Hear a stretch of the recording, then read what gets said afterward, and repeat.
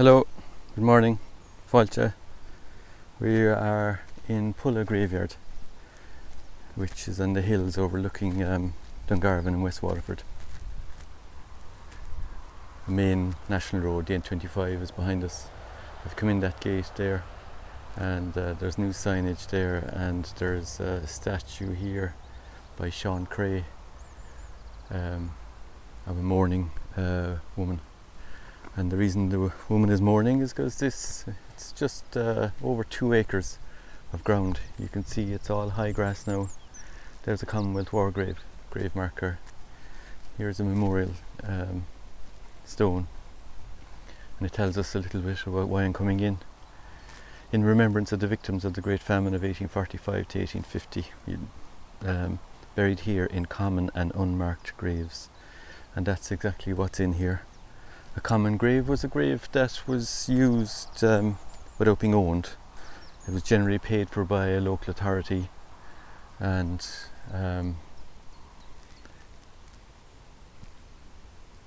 it very often involved mixed family groups, individuals who weren't all from one family, which is still the Irish norm, that is family burial. So as we look here around the 2 acre site, I've been coming in here now since the lockdown, since the spring, and it's only now I'm getting my eye in.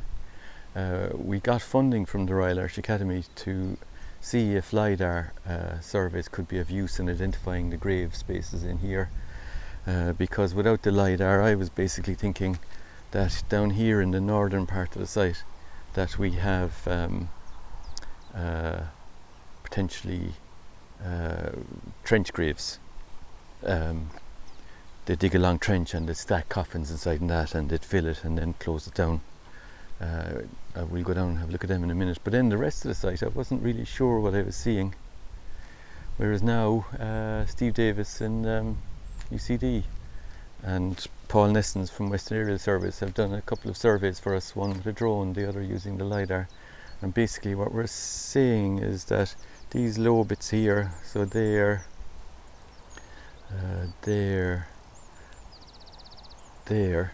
basically what we have is rows of graves running across the whole 2 acre site.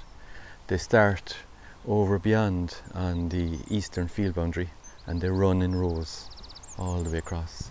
So while we're looking here at what looks like a little meadow, it is actually the whole thing is covered in graves. I'll show a bit clearer some other day. I just want to get a sense of the place for now. Here there's a cross commemorating the famine dead. This monument was erected by the people of Dungarvan and surrounding district during the reign of Pope Pius XII to commemorate the holy year 1950-51. There's a whole rake of these crosses all over Ireland commemorating that holy year. And then also in memory of those who died of the famine and are buried here in this mountain cemetery, AD 1847. May they rest in peace, amen. The cross might well be located or situated on little graves, or on graves, and in here now, just in there's graves, over beyond there's graves. So this whole 2 acre site just primarily consists of graves. If I go down to the northern end, we're walking down into a hollow now. We're actually walking down across a grave, and now we're coming up the other side, and as we go down this slope here now, we're going down into another grave. I think these are the trench graves I was talking about. They're hard to see, the vegetation has come up on them, but if I was to say where's the grave here, I'd say she's going off like that and going in a line over there. We're coming down into one here now.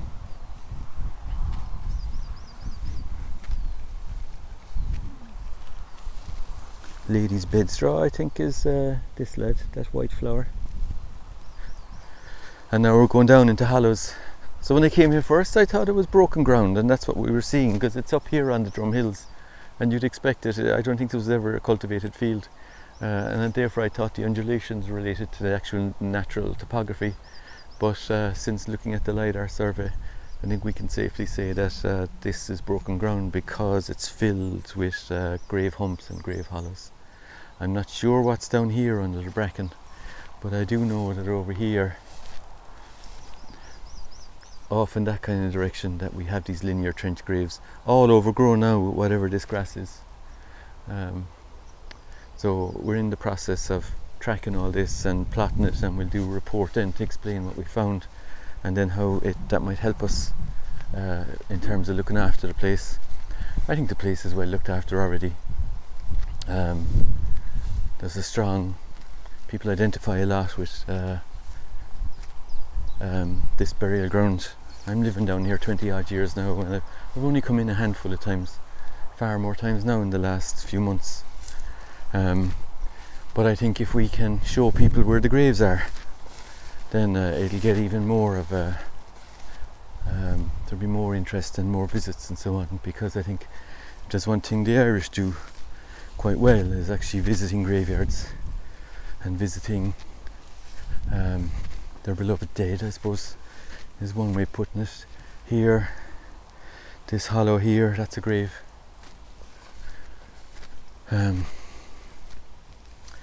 I'm not sure, are we looking at single individual graves? Going down into a grave here now. I think we might be seeing a type of a pit grave. I've seen them elsewhere and they'll measure something like 2 meters square as opposed to your standard grave size, 6 foot by 3 foot or a meter wide and 2 meters long. The biodiversity of this place is lovely. It's part of the charm of the place, and I think if the local people who are buried here, it's almost like they're represented by the local vegetation. What I'd hope is that we can actually put in a few paths in the place, and that'll allow people to walk without putting in on the graves. You see the other one there? He's almost looks like a single grave. So we're at the early stage of looking at the LIDAR now, and it's we're hoping to refine from the drone survey and the LIDAR survey exactly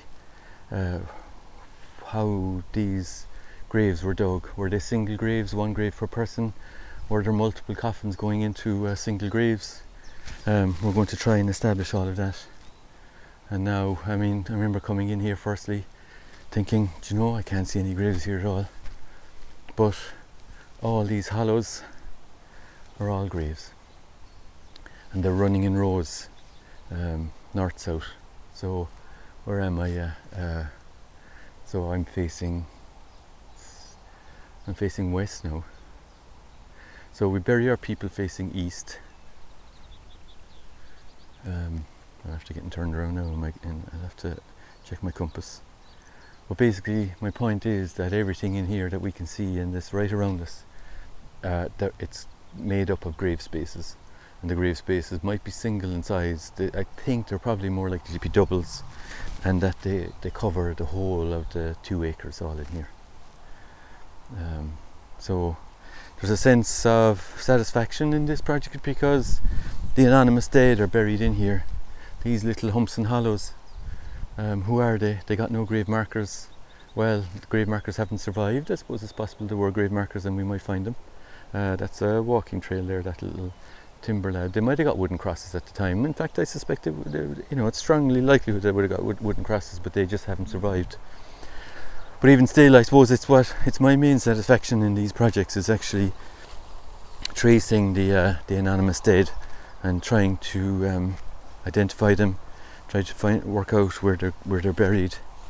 We're walking across graves here now, and then if we can, working with historians, also work out who these people were. I suppose that's our target. Really lovely docks here. So look, if you want to start thinking like an archaeologist, if you want to start looking at the ground like an archaeologist, then we look for the microtopography and we look at the shape of it. And what I'm seeing here now is, as we're walking down,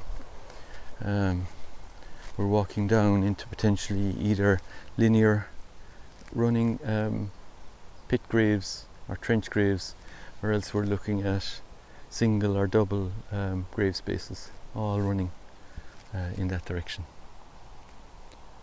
There's potentillas growing here. We need to just balance looking after the biodiversity with allowing people to get in here and visit, I suppose, their ancestors who died here. The thing about Dungarvan, it's down below us down there. The workhouse was down there, and that's where people were being fed and found during the worst periods of the famine. But the number of dead was so high that they filled up the graveyards down there, Kilrush in particular. And then the Duke of Devonshire, I think, donated this field here, or a corner of a field, and then it was in here that the people are all buried. Maybe, across that 5-year period. Dungarvan also then. I'm working off Desperate Havens, which is a book produced by the county library inside in Dungarvan, and Desperate Havens tells us that there was a further food shortage. I'm guessing now, I don't know, was it the 1860s or the 1880s, but there were hard times to live in Ireland, and at the very worst of times places like this developed, and they've left a scar on people's psyches in some way, and they've left us with a challenge for how to remember them in another way.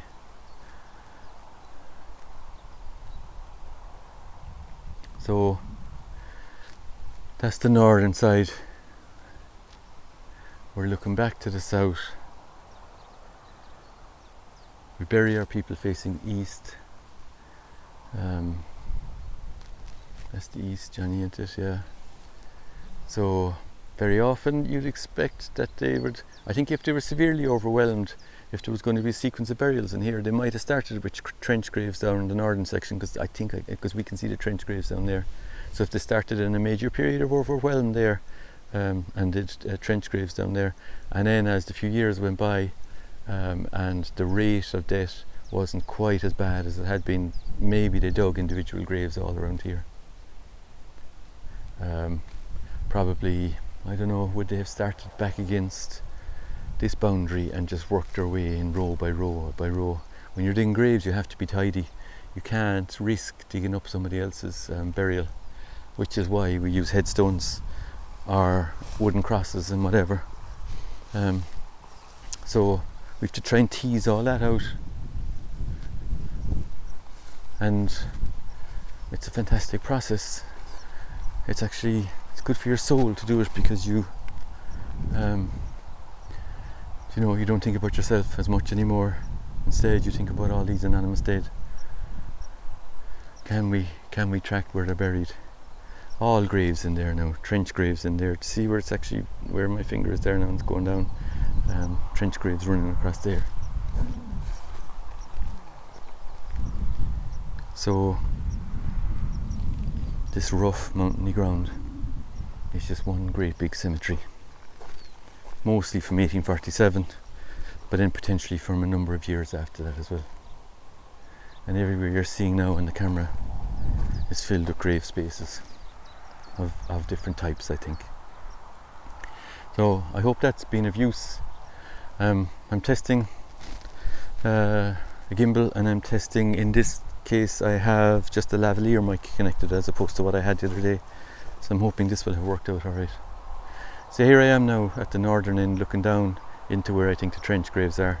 I think the first of the trench graves is right under my finger there now, that is run down in that way, and hopefully within the summer we'll have this fully worked out.